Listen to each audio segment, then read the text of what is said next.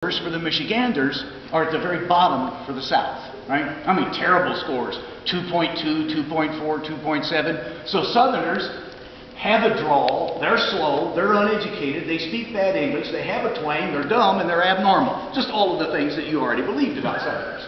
But look at this. Where the Northerners get bad scores, the Southerners get good scores. And remember, these are scores given by Northerners. So there is linguistic insecurity in Michigan. Who would have ever believed it? It's not insecurity about good English, it's insecurity about pleasant English. Southerners are casual, they're friendly, they're down to earth, they're polite. We didn't discover this before because we were being too crude. We just say, where's good English, where's pleasant English? But when we took the folk terms themselves, remember what I told you about that stuff down inside B1 here, it's B prime, it's contradictory. And so somehow, with this different test, we were able to tease out that contradictoriness. So, looks like maybe the United States is probably a place like this. Everybody admires something called General American, which is probably, what they probably really mean, is a whole variety of Midwestern Englishes which are spoken by better educated people. Because education, in fact, has more to do with correct English than region, at least in the United States. But apparently, those fancy pants people have got a little insecurity about solidarity. And so we find an attractiveness, especially among young people, to non-standard varieties. Why is hip-hop attractive? Why has African American English always been attractive to poor middle-class white guys who have the great misfortune of speaking standard English and can't make masculine enough presentations of themselves, right? So we don't have any rituals in America, right? I mean, being a young white, you think being a woman's tough? You should be a young white man in America. Of course, I grew up in a working-class family, so it wasn't so tough on me. But if you're a middle-class young white man in America, you've got no manhood rituals to go through, right? So maybe you could talk like a Southerner, or maybe you could like NASCAR, or maybe you could excel in athletics, or talk like a black guy, or do something, right? You got to do something to escape that, because that's where solidarity rests from a linguistic point of view for much of America. I exaggerate a little bit, but I assure you not very much. Now, the last place we go when we want to look at what does this B prime stuff consist of is, believe it or not, just talk to people.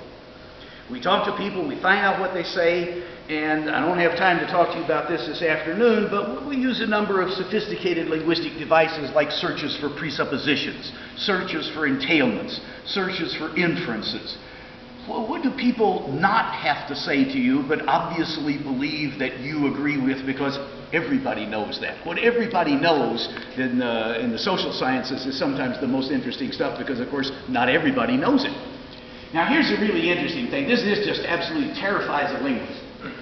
So H, who's one of my favorite field workers, a Taiwanese young man, and non-native field workers are wonderful in folk linguistics because native speakers will take the time to explain all kinds of stuff that a native speaker would know.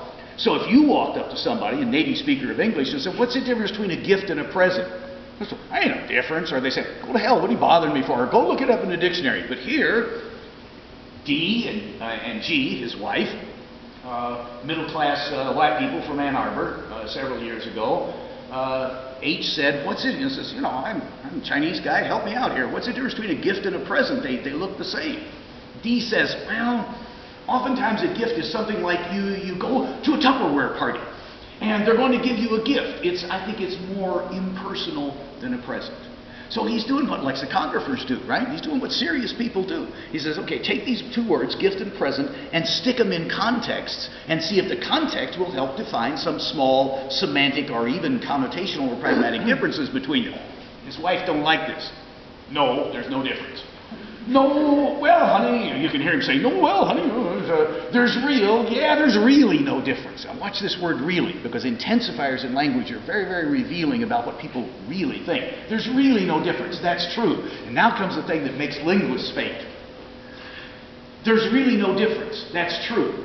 Maybe the way we use it, though.